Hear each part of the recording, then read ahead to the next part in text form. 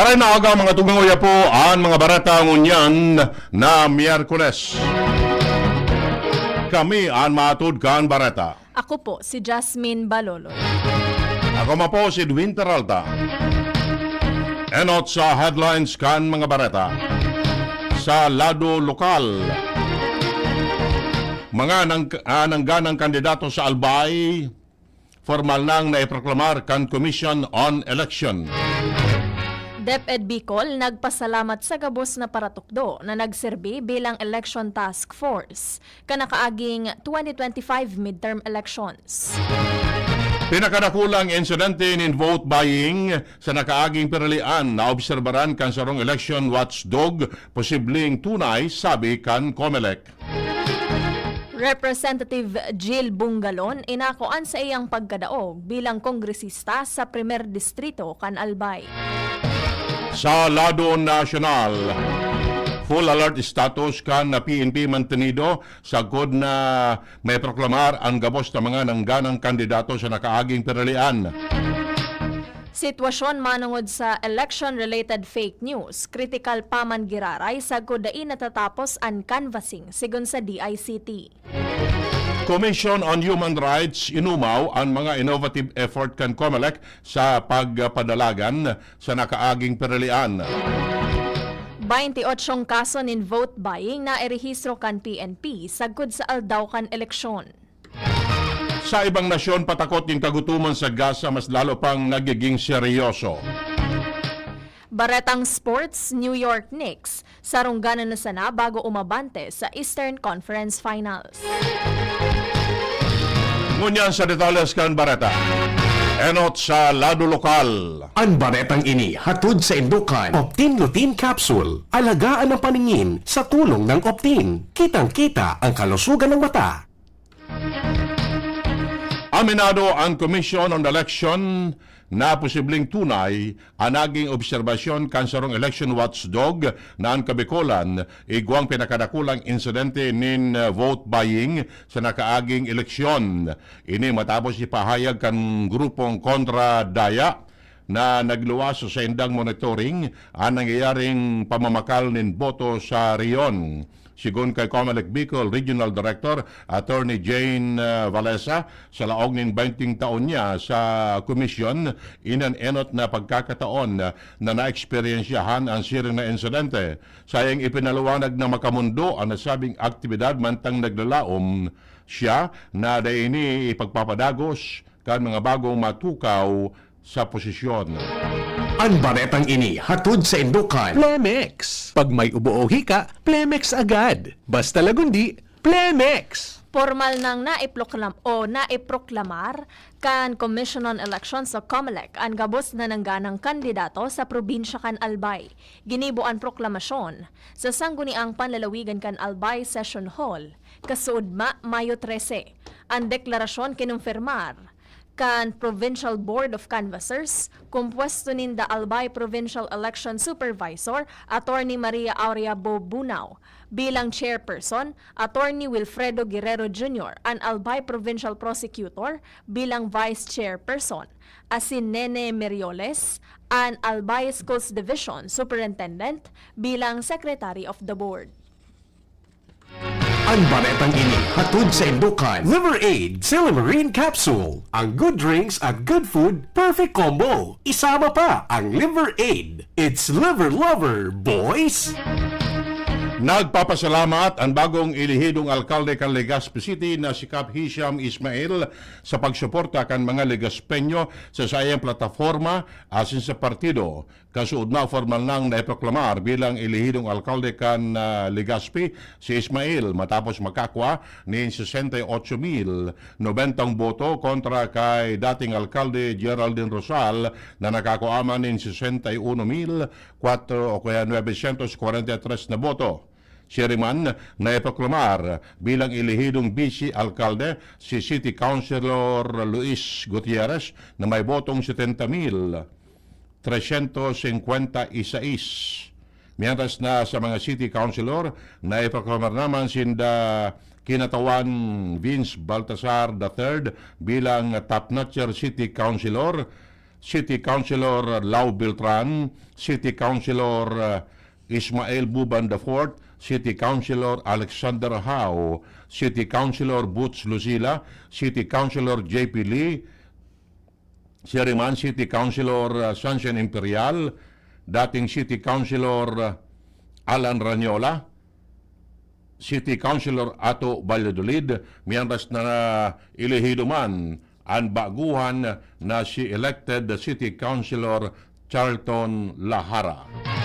Ang baretang ini hatod sa Indukan Mega One. Ang Mega One ay may 21 sangkap para matulungan ka sa iba't ibang karamdaman tulad ng diabetes, high blood, stroke, arthritis, kidney failure, cancer, viruses, at iba pa. Tumawag kay Doc Joey Bitito sa 0998-975-8121 or 0917-853-8933. Nagpahayag nin pasasalamat ang Department of Education o DepEd Bicol sa gabos na mga paratukdo na nagserbi bilang election task force sa kakatapos pa sa ng midterm elections. Sigon kay DepEd Bicol spokesperson May Flor Humamil, naging kasabay sa pagbabantay asin pagsiguro kan eleksyon ang mga paratukdo asin personnel kan DepEd. Inibilang pagsunod sa mandato kan COMELEC para sa mas marhay, onesto asin ligtas na botohan ngunya na taon. Nagpahayag nin pasasalamat si Diday Ko matapos manggana bilang ilihidong Vice Gobernador kan Albay sa minatapos pa siya ng peralian. Sigun kay Ko na matian niya ni Marhay ang pagpadaba asin suporta sa iya kan mga Albayano. Sinabi niya na dai naging madali ang inagian niya sa campaign period alagad labi-labi ang balikay ni sa iya sa paagi kan tiwalang ipinasubli sa iya kan publiko. Na ngako man si Ko sa mga Albayano na sa siyang pagtukaw bilang Vice Gobernador, maserbisya din gusto, honesto asin serbisyong halo sa puso. Mientras tanto, formal naman na iproklamar kasudma si Ko bilang Vice Gobernador kan Albay sa paagi kan Commission on Election. Pinasalamatan kan Legazpi Diocese ang manlain-lain na parokya sa aktibong pagpartisipar sa 2025 midterm elections. Ini sa paagi kan Parish Pastoral Council for Responsible Voting o PPCRV na iyo ang katuwang kan Commission on Elections sa pagbabantay sa sitwasyon sa kakatapos pa sa ng eleksyon. Napag-araman kan DCGB News na kada parokya sobra sa 40 na volunteers ang nagpartisipar sa PPCRV na kumpwesto kan mga jóvenes hali sa Commission on Youth asin mga barangay. May 5 aldaw ang mga kandidato para baklason ang sa indang mga campaign materials. Sigun kay COMELEC Regional Director Attorney Juana Valesa, pwedeng mahampang sa election offense ang si Isayman na dai magsunod sa kasuguan sa rarom kan Section 30 kan Resolution number 11086 igwani 5 aldaw para haralion kan mga kandidato o partido ang sa indang campaign materials pagkatapos kan aldaw nin peralian. Partikular na ipigpapahali kan full body ang mga election propaganda materials mantag in kaso na makasunod, posibleng maampang sa diskwalifikasyon ang mga nanggaranang kandidato. Inako ni House Assistant Majority Leader asin ako Bicol Party List Representative Raul Angelo Gil Bungalon an sa iyang pagkadaog sa congressional race sa primer distrito kan Albay laban kay Tabaco City Mayor Crisel Lagman. Sa sarong Facebook post, binati ni Bungalon ang bagong representante kan distrito. Tinaawan doon ni Bungalon na bako personal na ambisyon ang nagbusol sa iyang pagkandidato, kundi ang katuyuhan na makapagserbi asin magdaranin tunay na pagbabago sa distrito. Mientras na nangapudan man ini sa mga taga-Albay na suportaran ang mga nangganang lider asin mantiniron ang pagkasararo asin malasakit bilang Albayanos. Iyan ang primerong kabtangkan mga barata. Ang iba pa pagkatapos kani. At At ngayon, ang pinakabago, ang pinaka-epektibong food supplement na mabusising ginawa sa Amerika at matapos ang 3 taon, aprobado na ng FDA. Mega One, ang evolusyonaryong produkto na nagtataglay ng 21 natural na mga komposisyon na nakatutulong upang palakasin ang immune system at ang ating kalusugan. Para sa karagdagang impormasyon, Maaaring pumunta kay Doc Joey B. dito sa Barangay 18, Cabangan West, Legazpi City, kaharap lang ng Bangko Sentral ng Pilipinas. O tumawag sa 0998-975-8121 or 0917-853-8933 para sa free consultation sa natural medicine. bisitahin din ang aming Facebook pages, Mega One Superfood at MHC Bayanihan Official. Mega One, evolusyon para sa kalusugan. Pre, makinig ka muna. Payong kaibigan lang ha. Work hard, play hard. Yan ang motto ko dati. Pero nakakapagod din pala katagalan. Sa gitna ng lahat ng mga puyat, inom at pagkain ng masasarap, kasama na ang oily at fatty foods, kailangan pa ring bantayan ang kalusugan. Tamang kontrol ang kailangan. Katuwang ko, ang Liverade. May silimarin na maaring makatulong, protektahan ang atay. Cheers to more good times. Be a liver lover. Mahalagang paalala, ang Liverade ay hindi gamot at hindi dapat gamitin paggamot sa anumang uri ng sakit. Ang good drinks at good food, perfect combo. Isama pa ang Liverade para sa kalusugan ng atay. Mabibili sa mga leading drugstores nationwide. Kung naghahanap ka kiproduktong pangpasalubong sa pamilya asin barkada, yaon mababakal sa Mayon Treats. Dakol na pagpipilian ng masisiram asin magagayo na produkto. At Mayon Treats, makukuha sa San Francisco Diversion Road, Ginubatan, Albay, asin Iguaman Sinda sa Legazpi Grand Terminal. Mayon Treats, saniri asin pinamamahalaan ni Mr. Marlon D.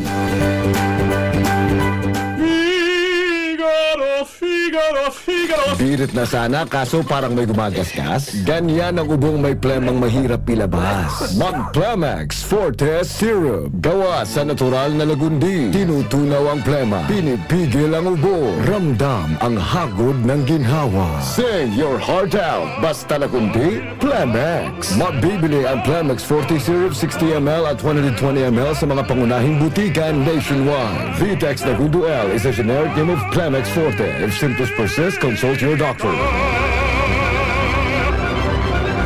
Ako nga pala si Rose. Itong bunso ko, 2.5 months na. Kaya andito kami sa health center para sa kanyang second visit. Pangalawang turok niya ng pentavalent vaccine, OPV at PCV. Libre lang naman ito sa mga health center. Kaya sa mga kapwa nanay tulad ko, punta na sa pinakamalapit na primary care provider. Tandaan, wais pag kumpleto ang bakuna ni baby. At ang wais ay laging ligtas. Paalala mula sa DOHP Call Center for Health Development.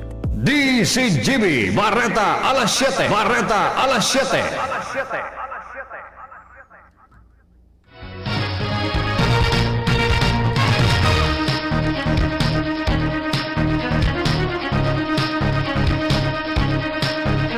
Detalles kan Barata sa Lado Nacional.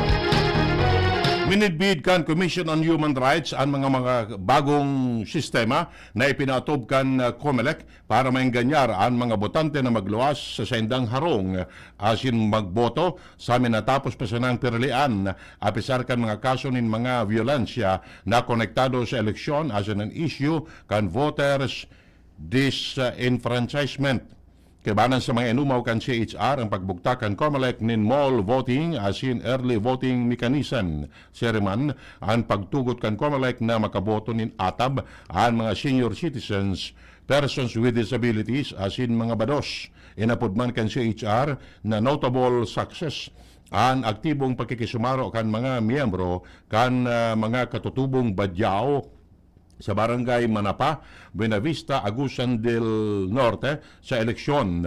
Inumaw kan CHR ang mga binilog na komitiba kan COMELEC na maglapag sa mga kaso nin vote buying, fake news, asin mga pahayag na nagpapahiling nin diskriminasyon sa mga PWD asin kababaihan na umidabot sa pag-issue nin dakol na show cause order kontra sa mga pasaway na kandidato. Tinawanin linaw ngunyan kan Commission on Elections na pwede pa man giraray na maipproklamar bilang bagong alkalde kan Davao City ang nakapreso na si dating Presidente Rodrigo Duterte. Sinabi ni COMELEC Chairman George Erwin Garcia na daiman required na dapat maging presente sa nasyon kapag sinda na iproklamar na ng gana. Pigtataong kwenta na sa naninda sa Department of the Interior and Local Government o DILG kung pwede ining magtukaw sa pwesto. Ang dating presidente nakakulungon yan sa International Criminal Court dahil sa kinakaatubang kaining kasong crime against humanity.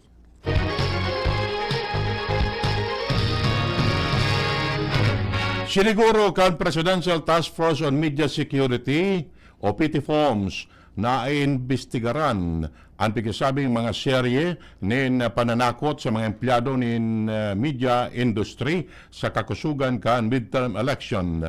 Sigun kay PTFOMS Executive Director Jose Torres na dai papalapason kan task force ang nasabing mga pananakot na bulgara na naguulang sa press freedom asin sa pagibo kan mga media men sa sendang trabaho. Ang mga nasabing aksyon iyo ang nagraot sa press freedom asin ang importanteng papel kan media sa eleksyon asin sa bilog na demokratikong proseso.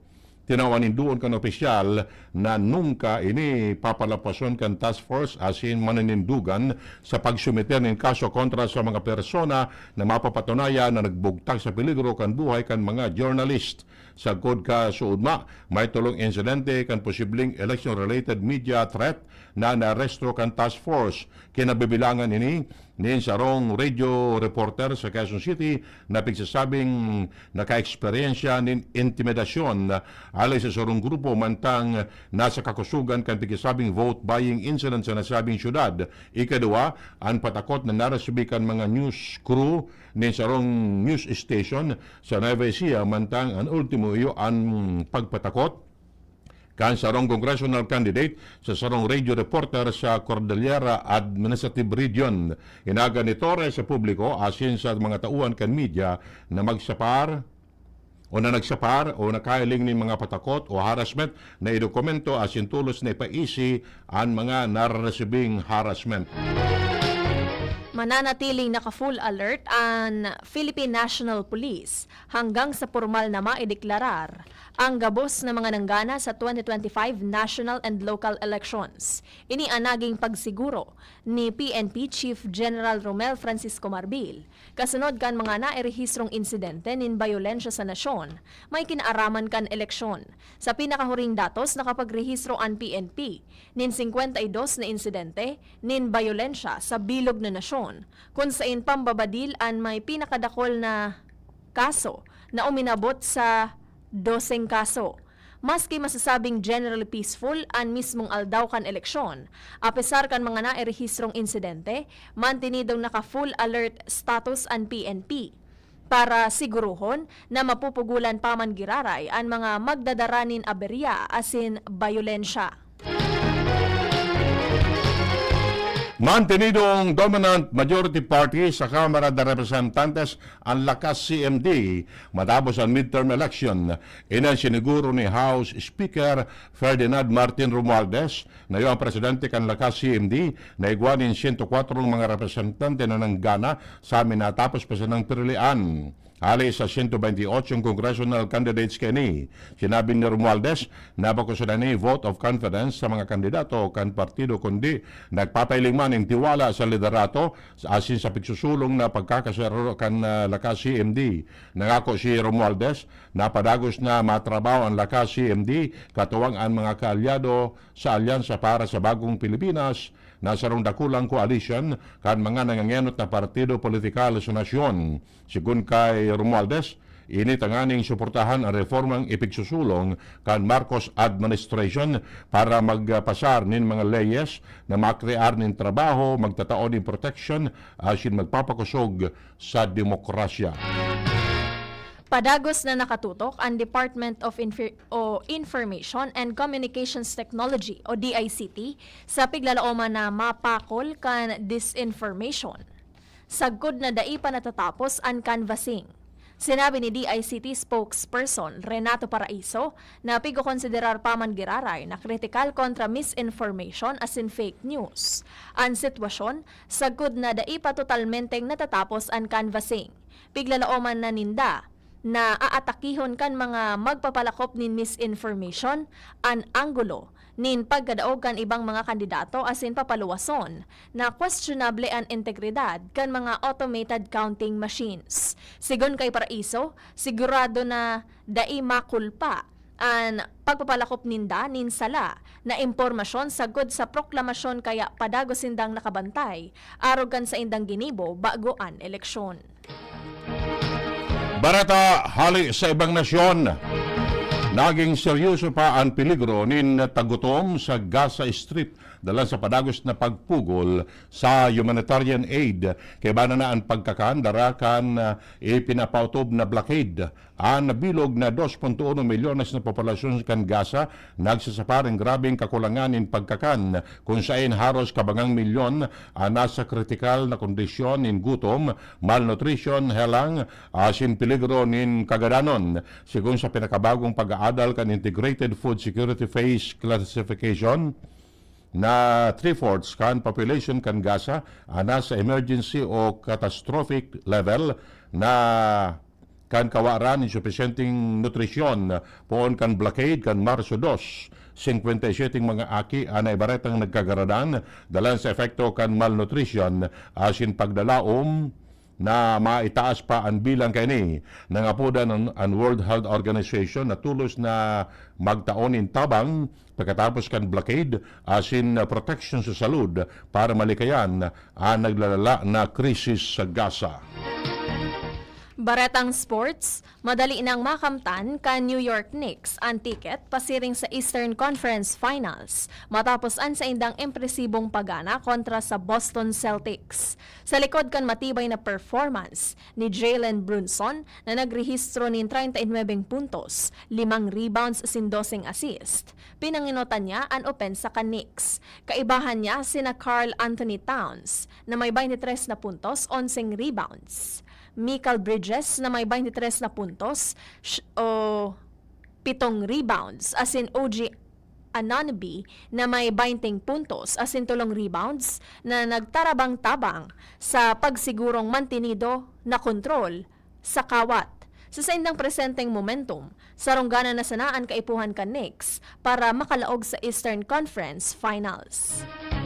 Ultimo sa detalles kang Baratan kamugtakan kan panahon na sa linya ang Pag-asa. Iyo po, marahin na aga sa mga paraang tabay kan DCGP para po sa latest forecast hindi sa Bicol Region.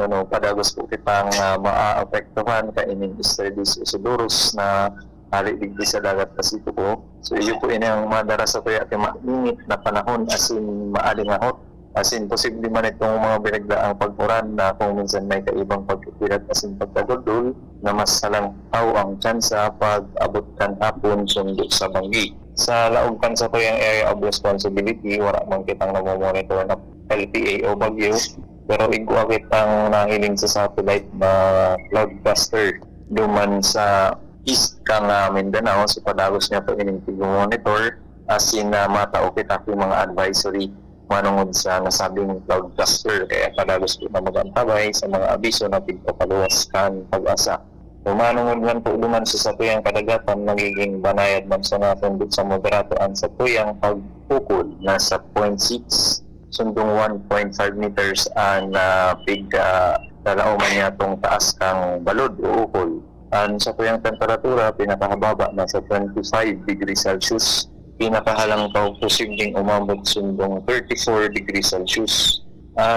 Sa tuyang forecast heat index naman din sa Legazpi City, pwedeng umabot yan sundong 41 to 42 degrees Celsius.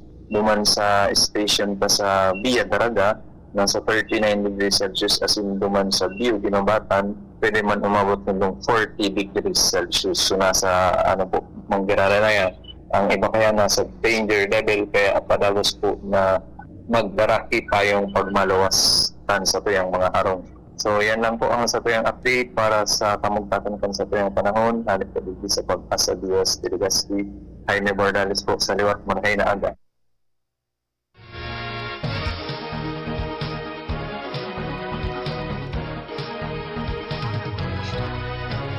Yan mga tugang ang detalles kay mga baratan mo niyan na Miyerkules.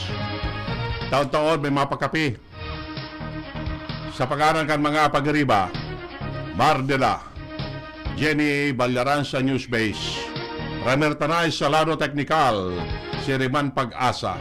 Kami po nagatod kan Bareta. Ako po si Jasmine Baloloy. Ako ma po si Edwin Teral, nagsasabing salamat kan sa inyong pagantabay taon-taon.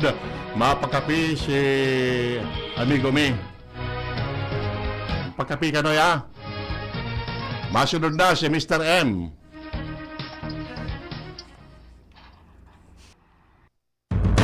John ang BCGB Barata alas 7.